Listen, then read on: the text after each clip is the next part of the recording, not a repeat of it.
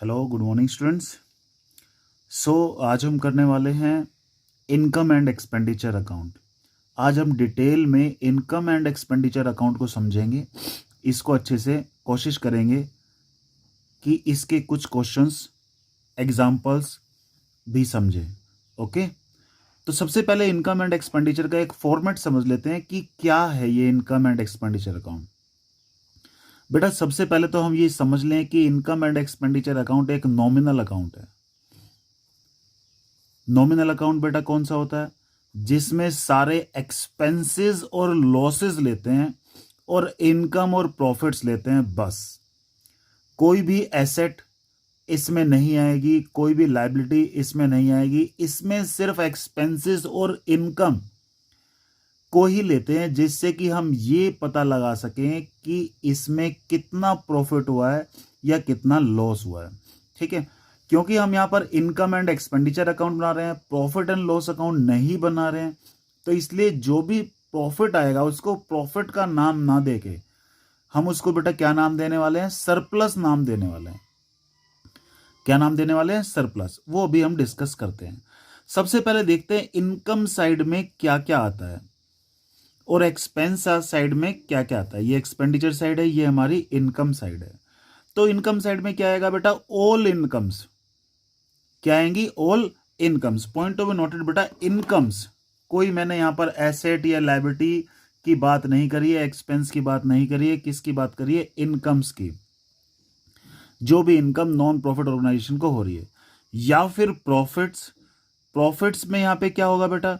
कई बार ऐसा होता है कि कोई एसेट हमने बेच दी, तो एसेट की सेल तो हम यहां पर नहीं लेने वाले, लेकिन हम यहां पर उस पे होने वाला प्रॉफिट लेंगे। ठीक है, सेल्स ऑफ ओल्ड स्टॉक, यानी कोई भी पुराना स्टॉक पड़ा हो जिसको हमने पहले ही राइट ऑफ कर लिया हो, लेकिन अब उसको बेच दिया, तो हमारे लिए ये क्या हो गई बेटा? इनकम हो गई।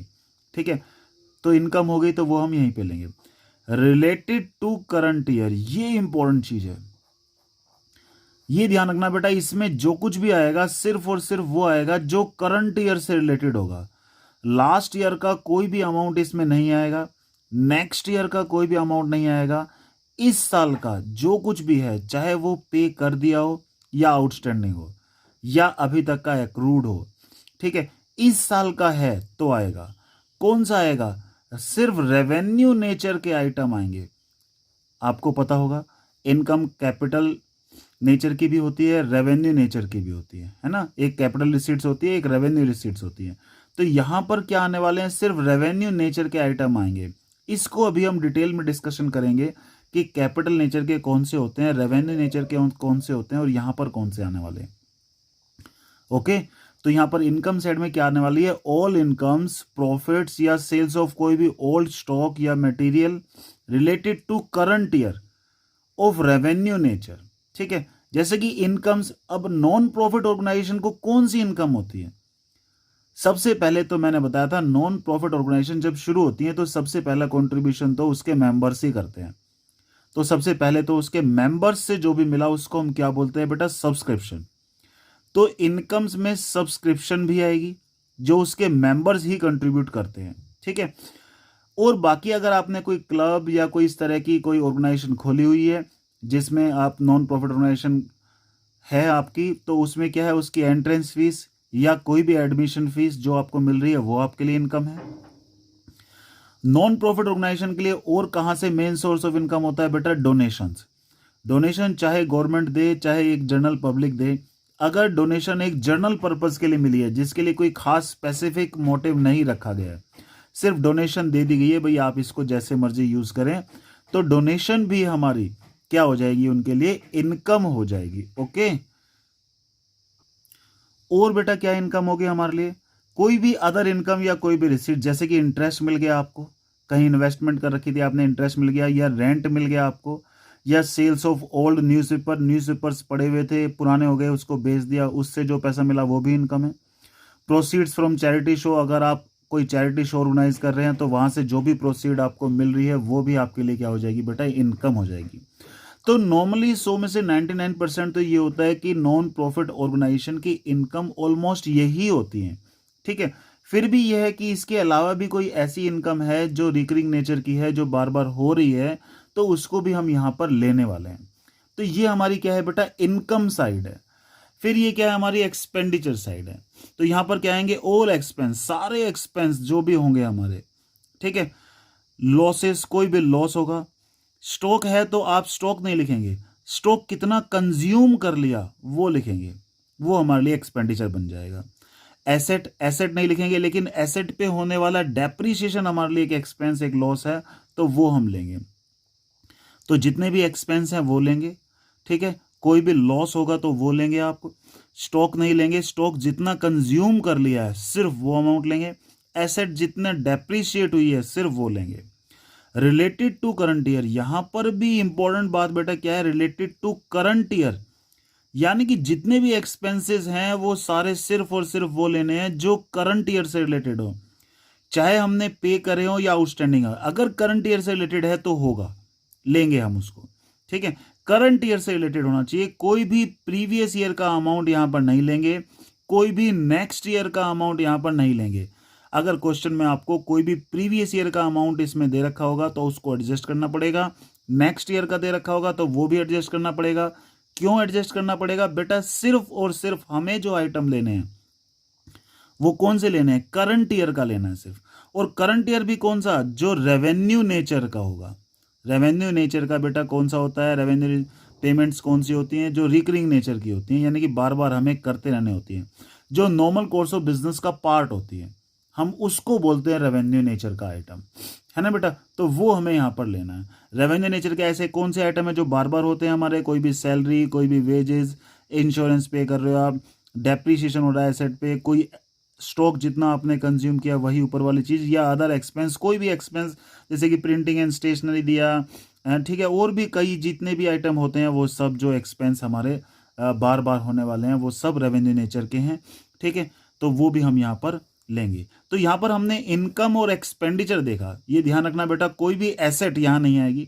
अगर आपने कोई एसेट परचेज करी है तो वो एक्सपेंस नहीं है, वो तो एसेट है, वो नहीं आएगा, ठीक है।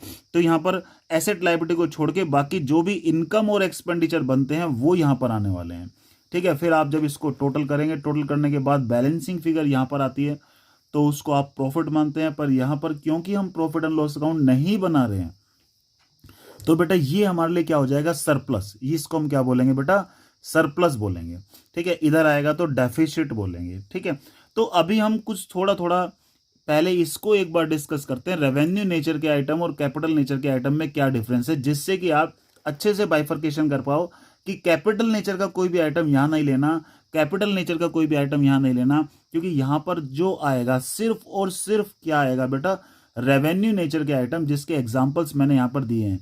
रेवेन्यू नेचर बेटा कौन सा होता है, जो रिकरिंग नेचर का होता है, बार बार होता रहता है, ठीक है। कैपिटल रिसीट्स या कैपिटल पेमेंट ऐसी होती हैं जो बार बार नहीं होती हैं जनरली, ठीक है। तो पहले एक बार हल्का सा इसको भी डिस्कस करेंगे हम। तो इनकम एंड एक्सपेंडिचर के थोड़े से फीचर्स देख लेते हैं पहले कि क्या है, ठीक है।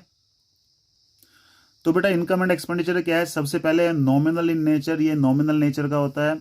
डेबिट में क्या होता है, ऑल एक्सपेंसेस एंड लॉसेस, और क्रेडिट साइड में क्या आता है बेटा, all income and gains, okay. फिर सेकंड है हमारा all incomes, expenses and losses of revenue nature only. इसमें कौन से आते हैं बेटा, सिर्फ और सिर्फ कौन से, जो रेवेन्यू नेचर के हों, कैपिटल नेचर का कोई भी आइटम नहीं आएगा, ठीक है। क्योंकि ये बेस्ड किस पे है, ये भी बता दूं मैं आपको, based on accrual basis of accounting. Accrual basis of accounting बेटा क्या होता है, कोई भी ट्रांजेक्शन जब होती है उसको तभी रिकॉर्ड करते हैं, ठीक है। ये एक्रूअल बेसिस पे है। यहाँ पर कैश या कैश बेसिस में क्या होगा बेटा, सिर्फ कैश ट्रांजैक्शन लेते हैं। एक्रूअल बेसिस में क्या होगा, चाहे कैश पे किया हो या ना किया हो, लेकिन अगर है रेवेन्यू नेचर का है, इसी साल का है, तो आएगा, है ना बेटा। एक होता है बेटा कैश बेसिस ऑफ अकाउंटिंग, जिसमें सिर्फ कैश ट्रांजेक्शन्स ली जाती हैं। एक होता है एक्रूअल बेसिस ऑफ अकाउंटिंग, जिसमें हमारा कैश और क्रेडिट बोथ आती है, यानी कि चाहे आपने पे किया हो या ना किया हो, अगर रेवेन्यू नेचर का है और इस साल का है तो आएगा, ठीक है। Accounting period records only those income, expenses और losses which relate to current accounting period. ध्यान रखना, जो करंट ईयर से रिलेटेड है, जैसा कि मैंने अभी बताया, रेवेन्यू नेचर का है और करंट ईयर का है, तो उसको लेंगे। क्यों लेंगे, चाहे वो पे किया हो या ना किया हो। ऐसा क्यों है? क्योंकि एक्रूअल बेस पे है ये, ठीक है। एक्रूअल बेस बेटा क्या होता है, कैश और क्रेडिट बोथ रिकॉर्ड करते हैं, चाहे आपने पे किया हो या ना किया हो, अगर इस साल का है तो रिकॉर्ड होगा। It does not having any opening और closing balance unlike receipts and payment account. बेटा इसमें कोई भी ओपनिंग और क्लोजिंग बैलेंस नहीं होता है, ठीक है, सिर्फ इनकम और एक्सपेंस होते हैं। इसमें एडजस्टमेंट करनी पड़ती है, वो कहता है एडजस्टमेंट फॉर आउटस्टैंडिंग। कोई भी आउटस्टैंडिंग है, प्रीपेड है, ठीक है, प्रीपेड एक्सपेंस या इनकम है, कोई भी स्टॉक कंज्यूम्ड है, डेप्रिसिएशन या बैड डेट्स है, इसकी एडजस्टमेंट हमें करनी पड़ती है, ठीक है बेटा। तो ये हमारे कुछ फीचर्स हैं किसके, इनकम एंड एक्सपेंडिचर अकाउंट के। सबसे पहले रेवेन्यू नेचर का है, दूसरा क्या है इसमें ये नॉमिनल नेचर का है। तो फिर दूसरा क्या है हमारा यहाँ पर, रेवेन्यू नेचर के ही आइटम आएंगे, एक्रूअल बेस ऑफ अकाउंटिंग पे बेस्ड है ये। करंट ईयर से रिलेटेड कुछ भी होगा सिर्फ वही आएगा, इसमें ओपनिंग क्लोजिंग बैलेंस नहीं होते हैं। प्रीपेड या आउटस्टैंडिंग के लिए एडजस्टमेंट करनी पड़ती है, डेप्रिसिएशन या बैड डेट्स इन सब चीज़ों के लिए भी एडजस्टमेंट करनी पड़ती है। ओके, तो बेटा एक बार ये समझ लेते हैं कि ये कैपिटल नेचर, रेवेन्यू नेचर क्या है। सबसे पहले चलो एक्सपेंस को हैंडल कर रहे हैं हम, ठीक है। कैपिटल नेचर के एक्सपेंस कौन से होते हैं, यानी कि कैपिटल एक्सपेंडिचर कौन से होते हैं। कैपिटल एक्सपेंडिचर वो होते हैं जब हम कोई भी खर्चा, यानी कि फॉर एक्वायरिंग ऑफ एसेट, कोई एसेट एक्वायर करने के लिए कोई भी खर्चा करते हैं तो उसको बोलते हैं कैपिटल नेचर का एक्सपेंस, या कैपिटल पेमेंट बोलते हैं इसको, जब हम कोई भी एसेट एक्वायर करते हैं। ये नॉन रिकरिंग नेचर के हैं, यानी कि बार बार हम नॉर्मली नहीं करते हैं। जैसे कि आपने लैंड एंड बिल्डिंग खरीदी, तो बेटा ये क्या है, ये कैपिटल एक्सपेंडिचर है, रेवेन्यू एक्सपेंडिचर नहीं है। क्यों? क्योंकि ये एसेट परचेज करने में खर्च हुआ है। Plant machinery, sports equipment, furniture, bonds, fix asset, ये सब क्या है हमारे लिए एसेट है। एसेट को एक्वायर करने में जो भी खर्चा होता है बेटा वो कैपिटल नेचर का होता है। ये हमें इनकम एंड एक्सपेंडिचर में नहीं लेना, क्योंकि इनकम एंड एक्सपेंडिचर में सिर्फ वो पेमेंट लेनी है जो रेवेन्यू नेचर की है, ठीक है, जो बार बार होती रहती है, रिकरिंग नेचर की है, ठीक है। रेवेन्यू पेमेंट्स हैं और रिकरिंग नेचर की हैं। जैसे कि रेवेन्यू पेमेंट्स हमारी कौन सी होती है, रेवेन्यू नेचर की पेमेंट कौन सी है, the benefit of which expire within the accounting period, जिसका benefit expire within the accounting period हो जाता है, एक्सपायर उसका बेनिफिट। तो हमारा यहाँ पर क्या है, रिकरिंग नेचर की होती है, जैसे कि salary paid, wages paid, rent paid, interest paid, ये सब रेवेन्यू नेचर के पेमेंट्स हैं, तो ये इनकम एंड एक्सपेंडिचर में आती हैं। एसेट कोई भी इनकम एंड एक्सपेंडिचर में नहीं आती, क्योंकि इनकम एंड एक्सपेंडिचर नाम से पता चल रहा है बेटा क्या है, ये इनकम एंड एक्सपेंडिचर अकाउंट, यानी कि यहां पर ये इनकम एंड एक्सपेंडिचर अकाउंट है, तो सिर्फ इनकम और सिर्फ एक्सपेंस आएंगी, कोई भी एसेट वहां पर नहीं आएगी। इसीलिए हमने कैपिटल नेचर के आइटम को वहां पर मना किया है। क्यों? क्योंकि ये एसेट होती हैं, ये जो भी एक्सपेंस होता है किस पे होता है, एसेट पे होता है, इसलिए ये चीजें नहीं आएंगी। सिर्फ रेवेन्यू नेचर के आइटम आएंगे। रेवेन्यू नेचर के कौन से हैं, benefit of which expires within the accounting year, जिसका benefit within the accounting year हमारा एक्सपायर हो जाता है। रिकरिंग नेचर के होते हैं, बार बार होने वाले, जैसे कि salary, wages, rent, interest paid, printing and stationery, postage, consumable stock, depreciation, repair, honorarium. Honorarium क्या होता है बेटा, आपको शायद आपके लिए नया हो ये वर्ड। ऑनोरेरियम बेटा क्या होता है, विजिटिंग आवर्स के लिए, किसी के विजिटिंग आवर्स के लिए जब हम किसी को पे करते हैं तो उसको बेटा क्या बोलते हैं, ऑनोरेरियम बोलते हैं। जैसे कि मान लो आपका स्कूल चला रहे हो, आपने एक गेस्ट लेक्चरर बुला लिया कोई, ठीक है, तो वो एक विजिटिंग आवर्स के लिए आ रहा है आपके पास, कुछ टाइम के लिए आ रहा है, जिसके लिए आपको पे करते हो। उसकी विजिटिंग के लिए वो छोटा सा आपने उससे एक हेल्प मांगी और उसने यहाँ पे आपको गाइड किया स्टूडेंट्स को और चला गया, तो ये क्या है बेटा, ऑनोरेरियम आ गया। ओके बेटा, तो बेटा ये रेवेन्यू नेचर के आइटम है, ये हम कहाँ ट्रांसफर करते हैं, इनकम एंड एक्सपेंडिचर अकाउंट में, क्योंकि एक्सपेंस है कहाँ पर, डेबिट साइड में ट्रांसफर करते हैं। कैपिटल नेचर के आइटम इनकम एंड एक्सपेंडिचर में नहीं आते हैं। क्यों? क्योंकि बेटा ये एसेट हैं, सारी एसेट पे खर्च किए गए, इसलिए ये सारे के सारे जो आइटम होते हैं बेटा ये बैलेंस शीट में जाते हैं, एसेट साइड में। तो कैपिटल नेचर के आइटम कहां जाएंगे, बैलेंस शीट में, एसेट साइड में, इसलिए इनको इनकम एंड एक्सपेंडिचर में हम नहीं ले रहे हैं। और रेवेन्यू नेचर के आइटम बेटा कहां आते हैं, इनकम एंड एक्सपेंडिचर अकाउंट में, डेबिट साइड में। ओके, अब आते हैं, हम बात करते हैं इनकम की। किसकी बात करें बेटा, इनकम की बात करते हैं। तो अब करते हैं हम इनकम और रिसीट्स, किसके, कैपिटल नेचर की और रेवेन्यू नेचर की। तो ये कैपिटल नेचर की रिसीट्स है हमारी, ये रेवेन्यू नेचर की रिसीट्स हैं। अब कैपिटल रिसीट्स क्या होती है, जैसे कि हमने पढ़ लिया कैपिटल एक्सपेंडिचर तो क्या होता है, जो एसेट को खरीदने में जो खर्चा हो रहा है और नॉन रिकरिंग का है वो कैपिटल एक्सपेंडिचर है। अब कैपिटल रिसीट क्या होता है बेटा, वो सारी रिसीट जो लायबिलिटी क्रिएट करती हैं। जैसे कि कैपिटल एक्सपेंडिचर एसेट क्रिएट करते हैं, उसी तरह से कैपिटल जो रिसीट्स होती हैं बेटा वो लायबिलिटी क्रिएट करती हैं बिजनेस के लिए। ठीक है, जो या तो एसेट को रिड्यूस करती हैं या लायबिलिटी को क्रिएट करती हैं। तो हम यहाँ पर पहले सिर्फ लायबिलिटी को क्रिएट करना देखते हैं। जैसे कि अगर नॉन प्रॉफिट ऑर्गेनाइजेशन की हम बात करें, क्योंकि यही चैप्टर हम यहाँ पर पढ़ रहे हैं, तो अभी सिर्फ जो मैंने आइटम लिए हैं वो सब नॉन प्रॉफिट ऑर्गेनाइजेशन से रिलेटेड ही लिए हैं। ओके, तो नॉन प्रॉफिट ऑर्गेनाइजेशन में कई बार ऐसा होता है जैसे कि हमने कोई भी ऑर्गेनाइजेशन खोली हुई है, किसी ने कस्टमर ने आके क्या करा, लाइफ मेंबरशिप फीस दे दी, पूरी लाइफ की फीस दे दी। तो क्या आप किसी की लाइफ को जज कर सकते हो? क्या आपको पता है वो कितने दिन जिंदा रहने वाला है? अगर मान लो मैं 10,000 रुपये दे देता हूं और मैं आपसे कहता हूं मेरी होल लाइफ की फीस है, तो होल लाइफ की फीस में आप कैसे पता लगाओगे कि इस साल का कितना है? क्योंकि हमें तो अभी अभी हमने पढ़ा कि इनकम एंड एक्सपेंडिचर में सिर्फ और सिर्फ क्या लेते हैं, रिलेटेड टू करंट ईयर, यानी कि जो करंट ईयर से रिलेटेड है हम सिर्फ वही लेते हैं। लेकिन लाइफ मेंबरशिप फीस में अब आपको ये पता ही नहीं कि कितने साल वो जिंदा रहने वाला है, ये कितने साल की फीस है। इस लाइफ मेंबरशिप फीस में से आप 1 साल की फीस निकाल ही नहीं सकते हो। तो ऐसे केस में इस लाइफ मेंबरशिप फीस को हम एक लायबिलिटी की तरह ट्रीट करते हैं। क्यों? क्योंकि हो सकता है ये पैसा हमें कभी भी वापस देना पड़ जाए, क्योंकि लाइफ मेंबरशिप फीस है। अब किसी की लाइफ को आप जज नहीं कर सकते, हो सकता है वो घर जाते जाते ही खत्म हो जाए, और आपको क्योंकि उसने लाइफ मेंबरशिप फीस दे रखी तो आपको रिटर्न करने पड़ सकते हैं। तो ये हमारी क्या है, ये भी एक लायबिलिटी है। फिर है हमारा डोनेशन फॉर स्पेसिफिक पर्पस।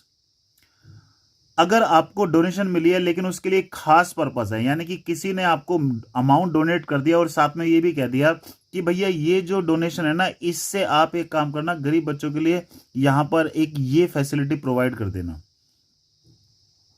तो ऐसे केस में जो भी डोनेशन मिलती है वो हमारे लिए एक लायबिलिटी बन जाती है। क्यों लायबिलिटी बन जाती है? क्योंकि उसके लिए खास पर्पस है। ये पैसा हम सिर्फ और सिर्फ उसी पर्पस के लिए यूज कर सकते हैं। यानी कि ये हमारी लायबिलिटी क्यों बनी बेटा? क्यों? क्योंकि ये पैसा हम सिर्फ और सिर्फ उसी पर्पस के लिए यूज करेंगे जिस पर्पस से हमें ये डोनेशन मिली है। इसको हम अपनी इनकम नहीं मान सकते। क्यों? क्योंकि इसके लिए एक खास पर्पस है, उसी पर्पस के लिए सिर्फ ये पैसा यूज हो सकता है। और तब जब हम उस पर्पस के लिए उस पैसे को यूज कर लेंगे, हमारी लायबिलिटी हट जाएगी। फिर है बेटा रिस्ट्रिक्टेड फंड।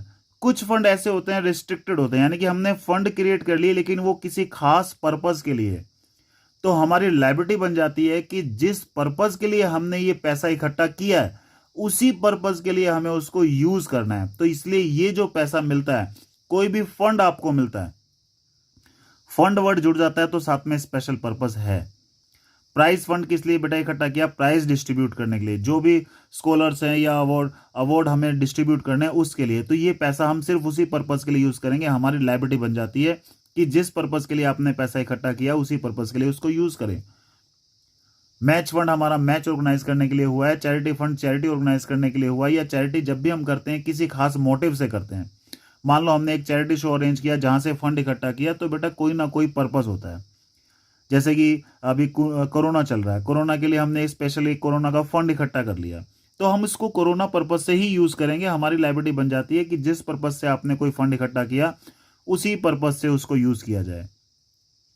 सुनामी आई तो फिर क्या हुआ, बहुत सारा कितना डिस्ट्रॉय किया उसने, तो हमने उन लोगों की मदद करने के लिए एक फंड इकट्ठा किया कि भाई उन लोगों से जो अफेक्ट हुए हैं, उस चीज से जो अफेक्ट हुए हैं उसके लिए हम क्या करेंगे, एक फंड इकट्ठा करेंगे, लोगों में बांटेंगे जिससे उनकी थोड़ी सी लिविंग है वो सुधर सके, है ना। तो ये हमारे लिए क्या है बेटा, कैपिटल रिसीट जो भी होता है वो एक लायबिलिटी क्रिएट करती है। और जब इसने एक लायबिलिटी क्रिएट कर ही दी तो ये हमारे लिए क्या है, बैलेंस शीट में आता है लायबिलिटी साइड में। ये बेटा कहां पर आता है, बैलेंस शीट में आएगा, कहां पर, लायबिलिटी साइड में। इसको हम अपनी इनकम नहीं मान सकते। क्यों? क्योंकि इन्होंने एक लायबिलिटी क्रिएट कर दी है। तो हमारा लाइफ मेंबरशिप फीस, ध्यान रखना बेटा, ये क्या है, एक लायबिलिटी है, इनकम नहीं है। डोनेशन फॉर स्पेसिफिक पर्पस, जब भी कोई डोनेशन किसी खास पर्पस के लिए मिले तो वो हम उसको अपनी इनकम नहीं मान सकते। जिस पर्पस के लिए मिला है उसी पर्पस के लिए उसको यूज किया जाएगा, इसलिए ये भी एक लायबिलिटी है। रेस्ट्रिक्टेड फंड, आपने कोई भी फंड इकट्ठा किया है तो वो एक खास पर्पस के लिए, जिस पर्पस के लिए फंड इकट्ठा किया है आप उसको उसी पर्पस के लिए यूज करोगे। सेल्स ऑफ एसेट, आप कोई भी एसेट सेल करते हो तो बेटा ये आपकी इनकम नहीं है, क्योंकि मैक्सिमम ये आपका जो है ऑपरेटिंग एक्टिविटी का पार्ट नहीं है। तो इसलिए ये भी हमारे लिए क्या है बेटा, ये भी हमारे लिए कैपिटल रिसीट मानी जाएगी, क्योंकि इससे क्या हो रहा है, एसेट रिड्यूस हो रही है। लायबिलिटी तो क्रिएट नहीं हो रही लेकिन एसेट रिड्यूस हो रही है। ठीक है। एंडोमेंट फंड, एंडोमेंट फंड भी इसी तरह का फंड होता है जिसके लिए कोई खास मोटिव होता है, स्पेसिफिक पर्पस होता है। ठीक है। तो ऐसे केस में इस फंड को भी हम क्या मानते हैं, लायबिलिटी। गवर्नमेंट आपको कोई भी पैसा दे रही है किसी खास पर्पस के लिए, बेटा government grant for specific purpose, तो ये भी एक लायबिलिटी है। लीगेसी क्या होता है बेटा, जब हम विल के थ्रू अपना कुछ भी दूसरे पर्सन को दान कर जाते हैं या किसी चैरिटी के नाम कर जाते हैं, उसके लिए बोलते हैं लीगेसी। अगर आपने कोई खास मोटिव रखा है तो वो स्पेसिफिक पर्पस हो जाएगा, लायबिलिटी। अगर आपने कोई भी खास मोटिव नहीं रखा, जस्ट ऐसी अपनी प्रॉपर्टी किसी को दे दी है, तो वो उसके लिए इनकम बन जाएगी। लेकिन अगर खास पर्पस है, स्पेसिफिक पर्पस है, तो उसके लिए क्या होगी बेटा, लायबिलिटी। तो ये जो है ना, ये खास आइटम है बेटा जो बार बार आपके सामने आएंगे, आप इनको अच्छे से देख लीजिए। ये हमारे लिए इनकम नहीं है, ये हमारे लिए क्या होगी, लायबिलिटी। इसलिए बैलेंस शीट में लिखेंगे कहां पर, लायबिलिटी साइड में। ओके बेटा, अब नेक्स्ट हमारा है ये रेवेन्यू नेचर की रिसीट्स कौन सी होती हैं जो हमारे लिए इनकम होती है। ये हम कहां लिखते हैं बेटा, रेवेन्यू नेचर की जो भी रिसीट्स होती है वो हम लिखते हैं इनकम एंड एक्सपेंडिचर अकाउंट में, क्रेडिट साइड में। कहां लिखेंगे बेटा, क्रेडिट साइड में, क्योंकि ये हमारे लिए इनकम है। रिकरिंग नेचर की जो बार बार होती है, सब्सक्रिप्शन उसके मेंबर देते हैं, ठीक है, वो कंटिन्यूस देते हैं। जनरल डोनेशन, जनरल डोनेशन इस टाइप की ऑर्गेनाइजेशन को मिलती रहती है, बार बार मिलती रहती है, तो इसलिए ये भी हमारे लिए क्या है, इनकम है। इंटरेस्ट रिसीव, आपको कहीं इन्वेस्टमेंट किए तो इंटरेस्ट मिलेगा या रेंट मिलेगा, तो वो भी बार बार मिलेगा। सेल्स ऑफ ओल्ड न्यूज़पेपर, आप ओल्ड न्यूज़पेपर बेचोगे तो वो भी आप कंटिन्यूसली मिलते रहेंगे, आप बेचते रहोगे। ठीक है। अदर रिकरिंग नेचर के कोई और भी आइटम है तो वो जो बार बार होने वाले हैं, वो जो इनकम है वो भी यहाँ पर हम रेवेन्यू नेचर में ही लेंगे। ओके। तो ये बाइफर्केशन था बेटा रेवेन्यू एक्सपेंडिचर, रेवेन्यू और कैपिटल एक्सपेंडिचर, रेवेन्यू एक्सपेंडिचर का। Capital expenditure income and expenditure में नहीं लेते, कहाँ लेते हैं, बैलेंस शीट में। रेवेन्यू एक्सपेंडिचर कहाँ लेते हैं, इनकम एंड एक्सपेंडिचर अकाउंट में। रिसीट्स भी दो तरह की है, कैपिटल रिसीट और रेवेन्यू रिसीट। कैपिटल रिसीट क्या होती है बेटा, लायबिलिटी। ये आपको बेटा मैं फिर कह रहा हूं, ये आइटम आपको बहुत ध्यान से रट्टा मार लेना है, ढंग से समझा मैंने आपको दिए हैं कि ये आइटम क्या होते हैं। ये हमारे लिए क्या है, कैपिटल रिसीट्स है। ठीक है। ये हमारा इनकम एंड एक्सपेंडिचर में नहीं लिखते, क्यों, क्योंकि ये एक लायबिलिटी क्रिएट करते हैं, तो बैलेंस शीट लायबिलिटी में आएंगे। ठीक है। ये लाइफ मेंबरशिप फीस बार बार आपके सामने आएगी, donation for specific purpose, restricted fund, sales of asset, endowment fund, legacy, ये बार बार आपके सामने आएंगे। इनको आपको इनकम नहीं मानना है, ये लायबिलिटी है। ठीक है। ये हमारे लिए इनकम है जो रेवेन्यू नेचर की है। ठीक है बेटा। बेटा आपको जब income and expenditure account normally बनाने के लिए बोलेंगे तो आपको एक रिसीट्स एंड पेमेंट अकाउंट पहले से ही क्वेश्चन में दिया होगा। रिसीट्स एंड पेमेंट अकाउंट में बेटा हमें इस बात का पता है, हमने ये रिसीट्स एंड पेमेंट अकाउंट पढ़ लिया है अच्छे से, कि रिसीट्स एंड पेमेंट अकाउंट में डेबिट साइड हमारी कौन सी होती है, रिसीट साइड, और क्रेडिट साइड क्या होती है, पेमेंट साइड। सबसे पहले इसमें बैलेंस बीडी लिखा होगा, ये बेटा क्या होता है, कैश या बैंक, हमें पता है। बैलेंस सीडी भी किसका होता है, कैश या बैंक का। यहां पर सारी रिसीट्स लिखी होती हैं, चाहे वो कैपिटल नेचर की हो, चाहे वो रेवेन्यू नेचर की हो, चाहे वो कैपिटल नेचर की हो, चाहे वो रेवेन्यू नेचर की हो। यहां पर सारी रिसीट्स लिखी होंगी। यहां पर सारी पेमेंट लिखी होती हैं, चाहे वो कैपिटल नेचर की हो, चाहे वो रेवेन्यू नेचर की हो। रिसीट्स एंड पेमेंट अकाउंट में कैपिटल नेचर, रेवेन्यू नेचर में कोई बाइफर्केशन नहीं है, सब आएगा। ठीक है। इधर रिसीट साइड में सब आएगा, इधर पेमेंट साइड में सब आएगा। जब आप इसको देख देख के इनकम एंड एक्सपेंडिचर बनाओगे तो हमें अच्छे से पता है इनकम एंड एक्सपेंडिचर में हम क्या लिखने वाले होते हैं बेटा, सिर्फ और सिर्फ रेवेन्यू नेचर के आइटम। कौन से आइटम लिखते हैं बेटा, सिर्फ और सिर्फ हम कौन से आइटम लिखते हैं, रेवेन्यू नेचर के। ये रेवेन्यू नेचर के ही आइटम सिर्फ इसमें आते हैं, यानी कि सारे यहां पर ऑल एक्सपेंसेस आएंगे कौन से, रेवेन्यू नेचर के। यहां पर क्या आती है, ऑल इनकम कौन सी, रेवेन्यू नेचर की। तो अगर आप रिसीट्स एंड पेमेंट देख देख के इनकम एंड एक्सपेंडिचर बनाओगे तो रिसीट्स एंड पेमेंट में पेमेंट साइड से आप सिर्फ और सिर्फ क्या करोगे बेटा, रेवेन्यू नेचर के जो आइटम है वो उठा के यहां से यहां क्रॉस ट्रांसफर, सॉरी, क्योंकि ये पेमेंट साइड है तो इसमें सिर्फ क्या होंगे बेटा, एक्सपेंसेस होंगे। तो यहां से ये सारे एक्सपेंसेस कहां पे आने वाले हैं, यहां पर। ये यानी कि रेवेन्यू नेचर के जितने भी एक्सपेंस होंगे वो सब आप कहां लिखने वाले हैं, एक्सपेंडिचर साइड में। क्यों? क्योंकि पेमेंट ही हमारे क्या बन सकते हैं, एक्सपेंस। और जो भी रेवेन्यू रिसीट्स होंगी, ये जो रेवेन्यू रिसीट्स हैं, रेवेन्यू रिसीट्स मतलब इनकम हो रही है, ये कहां जाएंगी, इनकम साइड में। यानी कि जब भी आप इनकम एंड एक्सपेंडिचर बनाएंगे, किसको, रिसीट्स एंड पेमेंट को देख देख के, तो रिसीट्स एंड पेमेंट में पेमेंट साइड में से सारे रेवेन्यू पेमेंट्स जो हैं वो उठा के आप एक्सपेंस में लिखेंगे, जो रेवेन्यू रिसीट्स होंगी वो सारी उठा के यहां पर इनकम में लिखेंगे।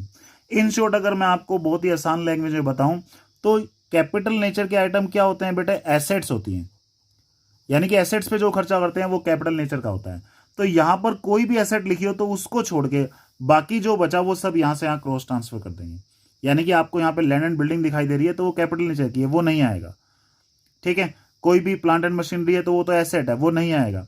यानी कि कोई भी एसेट अगर यहां पर पेमेंट में दी हो तो उसको क्रॉस ट्रांसफर नहीं करना, उसको छोड़ के बाकी जो भी एक्सपेंसेस और लॉसेस बचे वो सब यहां से यहां क्रॉस ट्रांसफर कर लेंगे। अभी मैंने आपको बताया कैपिटल रिसीट, कैपिटल रिसीट क्या होती है, लायबिलिटी। यानी कि मैंने अभी भी जो बताया कि life membership fees, legacy, restricted fund, जो मैंने अभी भी डिस्कस किया था आपसे, ठीक है, डोनेशन फॉर स्पेसिफिक पर्पस, ये आइटम अगर सामने आते हैं तो वो नहीं लिखने, उनको छोड़ के बाकी जो भी मिला सब यहां से यहां क्रॉस ट्रांसफर कर दो। तो रिसीट्स एंड पेमेंट अकाउंट को देख देख के जब कैपिटल एक्सपेंडिचर बनाएंगे तो रिसीट्स एंड पेमेंट में से रेवेन्यू नेचर के आइटम उठा के आप यहां से यहां लिख दोगे। रेवेन्यू नेचर की कौन से होते हैं बेटा, एसेट को छोड़ दो, बाकी जो बचे वो सब रेवेन्यू नेचर के, यहां से यहां क्रॉस ट्रांसफर। इधर जो भी लायबिलिटी है, कैपिटल रिसीट यानी कि जो लायबिलिटी क्रिएट करती है उसे छोड़ के बाकी जो इनकम है उसको यहां से यहां क्रॉस ट्रांसफर कर देंगे। ठीक है बेटा, और बाकी फिर बैलेंस शीट अगर यहां पर आएगी तो सरप्लस, इधर आएगी तो हमारे लिए क्या है, डेफिसिट है। ठीक है, इसका मैं एक एग्जांपल अभी 2 क्वेश्चन आपको कराता हूं जिससे आप अच्छे से रेवेन्यू नेचर के आइटम जज कर पाएंगे कि यहां से यहां कौन सा ट्रांसफर करना है, यहां से यहां कौन सा ट्रांसफर करना है। ओके, एक क्वेश्चन करते हैं बेटा, ये कह रहा है आपसे, prepare income and expenditure account for the year ended 31 मार्च 2019। एक रिसीट्स एंड पेमेंट अकाउंट दिया हुआ है। मैंने क्या बताया, पेमेंट को क्रॉस ट्रांसफर करना है एक्सपेंडिचर साइड में, रिसीट्स को कहां क्रॉस ट्रांसफर करना है, इनकम साइड में। तो सबसे पहले पेमेंट को देखते हैं। देखो, सैलरी आएगा क्रॉस ट्रांसफर, रेंट आएगा। मैंने क्या बताया, आप सिर्फ यहां पर क्या ढूंढो, एसेट। एसेट को नहीं लेना क्योंकि वो कैपिटल नेचर की होती है। कोई भी एसेट यहां पर नहीं लेना, आप क्या करना है, एसेट को छोड़कर जो बचा वो सब क्रॉस ट्रांसफर कर दो। सैलरी कोई एसेट नहीं है, एक्सपेंस है, क्रॉस ट्रांसफर होगा। रेंट एक्सपेंस है, क्रॉस ट्रांसफर होगा। स्टेशनरी एक्सपेंस है, क्रॉस ट्रांसफर होगा। डिफेंस बॉन्ड, बॉन्ड बेटा ही हमारी एसेट होती है। ठीक है, ये एक तरह की इन्वेस्टमेंट है जो हम गवर्नमेंट जब हमसे लोन लेती है तो उसको खरीदते हैं हम। ठीक है, तो यहां पर क्या है, फर्नीचर एसेट है, वो नहीं क्रॉस ट्रांसफर करना। बाइसिकल भी हमारी एसेट है, वो भी क्रॉस ट्रांसफर नहीं करना क्योंकि कैपिटल नेचर के हैं। कैश तो हमारी एसेट है ही, वो कोई एक्सपेंस नहीं है, तो वो भी क्रॉस ट्रांसफर नहीं करना। तो ये जो 4 आइटम है ये क्रॉस ट्रांसफर नहीं करेंगे। क्यों? क्योंकि ये बेटा एसेट है, कैपिटल नेचर की होगी एक तरह से। ठीक है, ये कैपिटल नेचर का है, ये कैपिटल नेचर का है, ये कैपिटल नेचर का है, और ये तो कैश है, तो कैश तो एसेट होता ही है, तो ये भी क्रॉस ट्रांसफर नहीं होगा। बैलेंस बीडी कैश है, एसेट है हमारा, क्रॉस ट्रांसफर नहीं होगा। सब्सक्रिप्शन नॉर्मल इनकम है, क्रॉस ट्रांसफर होगी। सेल्स ऑफ इन्वेस्टमेंट, इन्वेस्टमेंट हमारी एसेट है, वो भी क्रॉस ट्रांसफर नहीं होगी। ठीक है बेटा, सेल्स ऑफ फर्नीचर, ध्यान रखना कोई भी एसेट सेल करते हैं तो क्रॉस ट्रांसफर नहीं करते बेटा, लेकिन एसेट पर होने वाला प्रॉफिट या लॉस क्रॉस ट्रांसफर होगा। जैसे 40,000 रुपये का सामान हमने क्या करा, 30,000 में बेच दिया, तो ये हमारा 10,000 क्या हो गया, लॉस, तो उसको एक्सपेंडिचर साइड में लिख देंगे। डोनेशन के साथ में कोई स्पेशल पर्पज नहीं लिखा तो जनरल डोनेशन है, क्रॉस ट्रांसफर होगा। ठीक है बेटा, ये एसेट थी, क्रॉस ट्रांसफर नहीं हुआ। ये सेल्स ऑफ एसेट है, क्रॉस ट्रांसफर नहीं हुआ। ये इनकम है, क्रॉस ट्रांसफर होगा। सेल्स ऑफ एसेट भी क्रॉस ट्रांसफर नहीं होगा, लेकिन उसमें होने वाला प्रॉफिट या लॉस होगा। ठीक है, डोनेशन सिंपल डोनेशन है, जनरल डोनेशन है, इनकम में ट्रांसफर होगी। अगर स्पेसिफिक डोनेशन होती तो नहीं होती क्योंकि वो लायबिलिटी बन जाती। ठीक है, तो इस क्वेश्चन को एक बार मैं हैंडल करता हूं आपके सामने। सबसे पहले पेमेंट साइड को क्रॉस ट्रांसफर करते हैं। सैलरी दी हुई है पेमेंट साइड में, सैलरी हमारे लिए एक्सपेंस है, तो हमारा सैलरी कितनी है, 4,80,000, तो ये हमने क्रॉस ट्रांसफर किया। उसके बाद दे रखा है बेटा रेंट, रेंट अकाउंट, रेंट भी हमारे लिए एक्सपेंस है, क्रॉस ट्रांसफर होगा। फिर हमारा दे रखा है स्टेशनरी, स्टेशनरी भी हमारे लिए एक्सपेंस है, क्रॉस ट्रांसफर होगा। फिर दे रखा है बेटा डिफेंस बॉन्ड, डिफेंस बॉन्ड हमारे लिए एसेट है, क्रॉस ट्रांसफर नहीं होगी। फर्नीचर भी एसेट है, क्रॉस ट्रांसफर नहीं होगी। बाइसिकल भी एसेट है, क्रॉस ट्रांसफर नहीं होगी क्योंकि कैपिटल नेचर के हैं। और कैश तो एसेट होता ही है, वो भी क्रॉस ट्रांसफर नहीं होगा। अब आते हैं रिसीट साइड में क्रॉस ट्रांसफर करने के लिए। बैलेंस बीडी कैश का है, ये क्रॉस ट्रांसफर नहीं होगा। सब्सक्रिप्शन, सब्सक्रिप्शन क्रॉस ट्रांसफर होगा क्योंकि इनकम है हमारे लिए 9 लाख। उसके बाद सेल्स ऑफ इन्वेस्टमेंट, इन्वेस्टमेंट हमारी एसेट होती है, एसेट की सेल यहां पर नहीं लेते हैं। फिर सेल्स ऑफ फर्नीचर दे रखा है, वो भी नहीं लेंगे, लेकिन फर्नीचर की बुक वैल्यू दे रखी है 40,000 और हमने बेचा 30,000 में, तो लॉस हुआ, लॉस या प्रॉफिट लेंगे, loss on sales of furniture. कितना है बेटा हमारा 10,000 रुपये है। उसके बाद दे रखा डोनेशन, जनरल डोनेशन है हमारे लिए, इनकम है, क्रॉस ट्रांसफर होगा, तो ये हमारा कितना आ गया 10,000 रुपये। तो ये टोटल आ गया हमारा 9,10,000, 9,10,000। ठीक है, यहां से हमारा बैलेंसिंग फिगर डेबिट साइड में आया, ये आया 3,50,000 रुपये। तो इसको हम क्या बोलते हैं बेटा, सरप्लस। डेबिट साइड में जो भी बैलेंसिंग फिगर आती है वो क्या आती है, सरप्लस। अगर क्रेडिट साइड में आती है तो क्या आता है, डेफिसिट। आपको क्या करना है, रिसीट्स एंड पेमेंट देख देख के इनकम एंड एक्सपेंडिचर बनाना है। जो रिसीट्स हैं वो यहाँ इनकम में आएंगी, जो पेमेंट है वो यहाँ इधर क्रॉस ट्रांसफर होगी। ध्यान क्या रखना है, पेमेंट साइड में से कोई भी एसेट क्रॉस ट्रांसफर नहीं करने, एसेट को छोड़ के बचे जो भी पेमेंट बची है ये क्रॉस ट्रांसफर कर लो। लायबिलिटी साइड में मैंने आपको बताया, लायबिलिटी साइड में क्या करना है आपको, जो कैपिटल रिसीट्स है उनको प्लीज उन 7-8 आइटम को अच्छे से याद कर लेना, उनको छोड़ के बाकी जो रिसीट बनी सब क्रॉस ट्रांसफर हो जाएंगी। ओके, तो अब हम करते हैं एक और क्वेश्चन जिससे कि और थोड़ी सी अच्छी नॉलेज हमें हो जाए। ठीक है, सबसे पहले कह रहा from the following receipts and payment account of Jaipur sports club, sports club है ये, prepare income and expenditure account for the year ended 31 March 2019। Okay, हमारा जो करंट ईयर है बेटा वो क्या है, 31 मार्च 2019 का मतलब ये है ये 1 अप्रैल 2018 से शुरू होकर 31 मार्च 2019 तक चला। ओके, अब यहां पर मैंने जैसे कि बताया सबसे पहले पेमेंट को क्रॉस ट्रांसफर करेंगे, किसको छोड़कर, एसेट्स को छोड़कर। एसेट्स को क्रॉस ट्रांसफर बेटा नहीं करना है ना। तो रेंट क्रॉस ट्रांसफर होगा, इंश्योरेंस प्रीमियम क्रॉस ट्रांसफर होगा, स्पोर्ट्स इक्विपमेंट हमारी एसेट है, क्रॉस ट्रांसफर नहीं होगा क्योंकि कैपिटल पेमेंट हुई है ये। फर्नीचर हमारी एसेट है, क्रॉस ट्रांसफर नहीं होगा। फिक्स डिपॉजिट हमारी एसेट है, क्रॉस ट्रांसफर नहीं होगा। बुक्स हमारी एसेट है, क्रॉस ट्रांसफर नहीं होगा। न्यूज़पेपर और प्रिंटिंग एंड स्टेशनरी होगा क्योंकि एक्सपेंस है, सिंपल एक्सपेंस है। बैलेंस सीडी बेटा रिसीट्स एंड पेमेंट अकाउंट में बैलेंस सीडी किसका होता है, कैश या बैंक का, ये भी क्रॉस ट्रांसफर हमारा नहीं होगा। ओके, अब आते हैं रिसीट साइड में। सबसे पहले बैलेंस बीडी ये बेटा किसका है, कैश या बैंक का, ये भी क्रॉस ट्रांसफर नहीं होगा क्योंकि एसेट है। एंट्रेंस फीस इनकम है, क्रॉस ट्रांसफर होगी। सब्सक्रिप्शन क्रॉस ट्रांसफर होगी। लाइफ मेंबरशिप फीस ये मैं अभी अभी डिस्कस कर चुका हूं कि लाइफ मेंबरशिप फीस बेटा हमारे लिए कैपिटल रिसीट्स होती है, इसको क्रॉस ट्रांसफर नहीं करेंगे।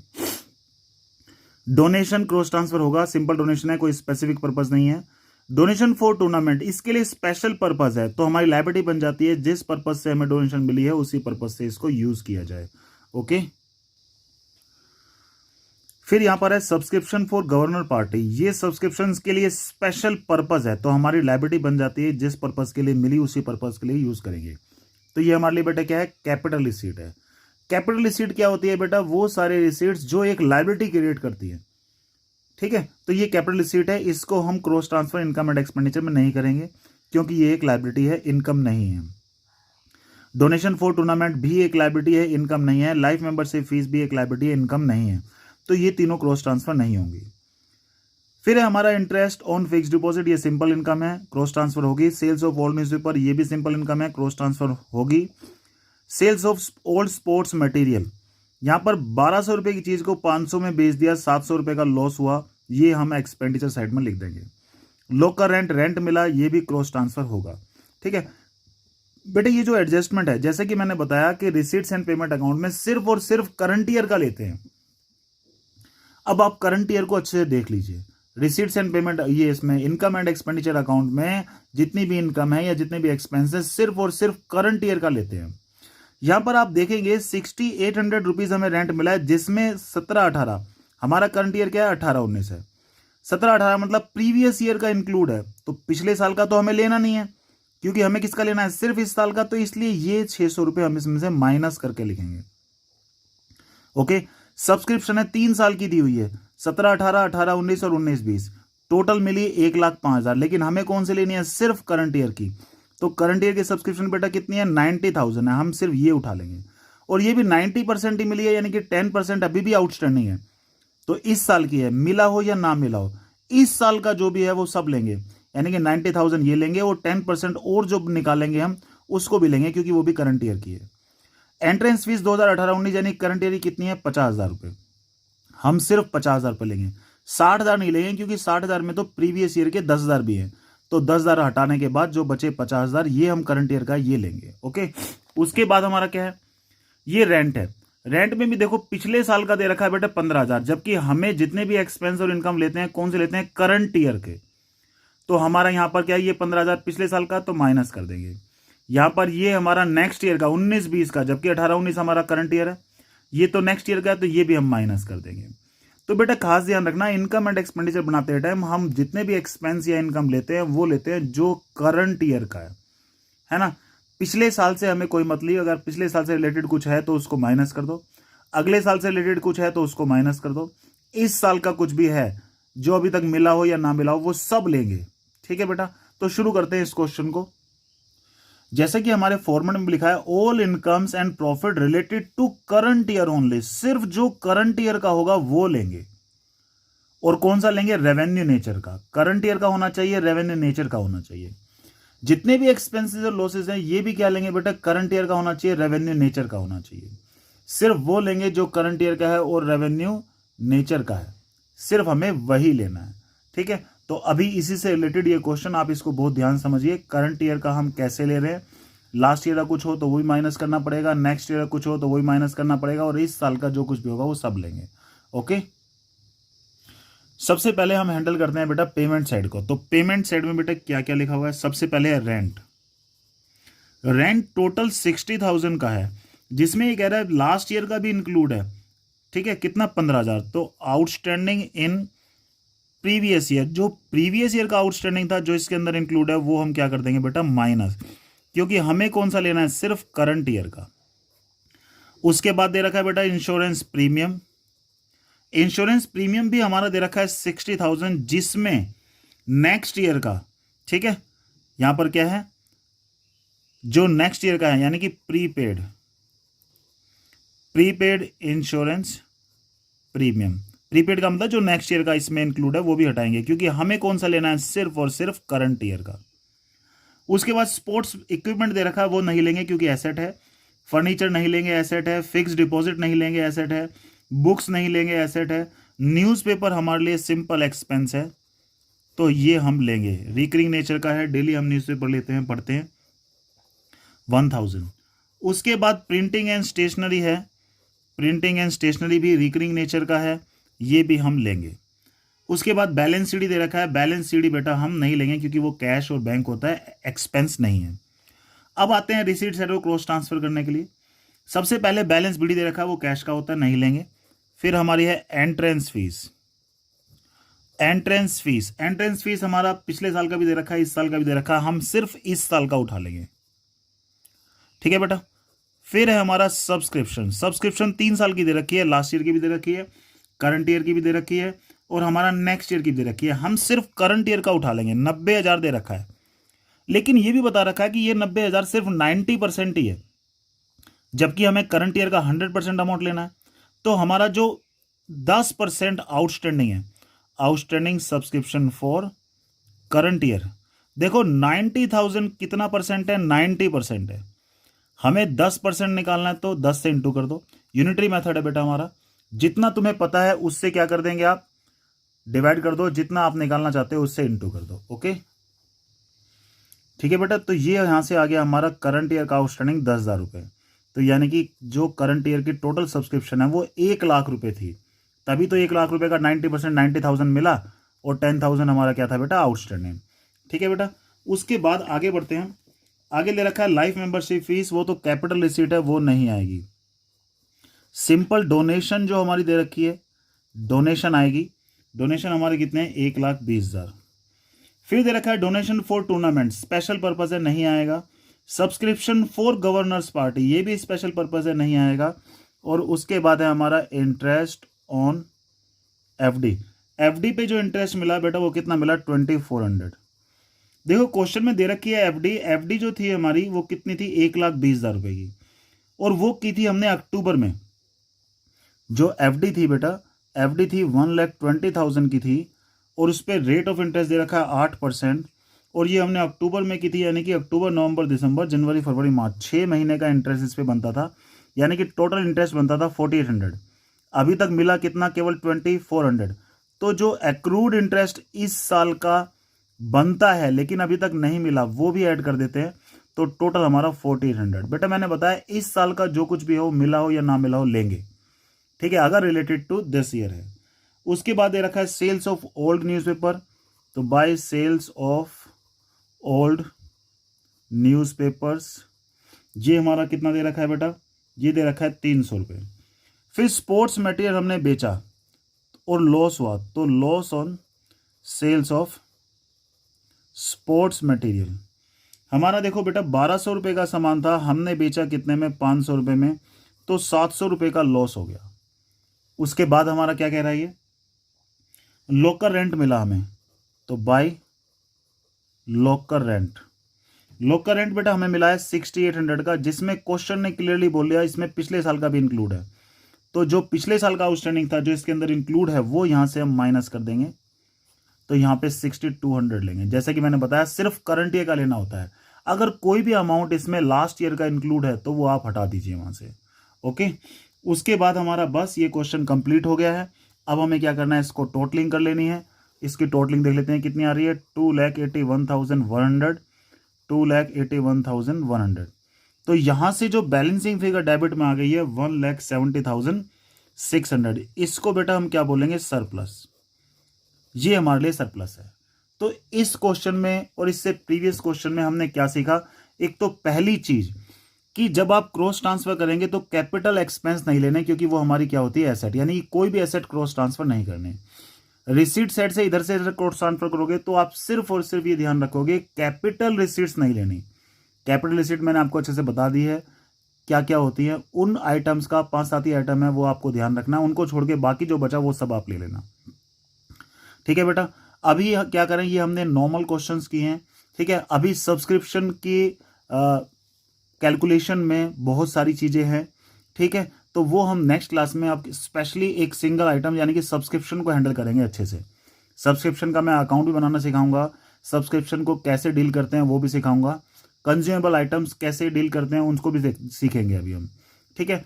तो अभी आप सिर्फ इन क्वेश्चन को कीजिए, इनमें कोई डाउट आए तो पूछिए, और बाकी हम नेक्स्ट क्लास में कुछ छोटे छोटे टॉपिक्स हैं उन सबको कवर करेंगे। ओके बेटा, हैव ए गुड डे।